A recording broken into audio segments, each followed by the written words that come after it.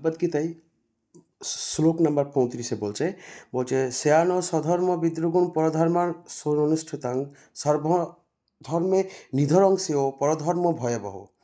বলছে অনুবাদ বলছে স্বধর্মে অনুষ্ঠান দোষযুক্ত হলেও উত্তম রূপে অনুষ্ঠিত পরধর্ম থেকে উৎকৃষ্ট। স্বধর্ম সাধনে যদি মৃত্যু হয় তাও মঙ্গলজনক, কিন্তু অন্য ধর্মে অনুষ্ঠান করা বিপজ্জনক।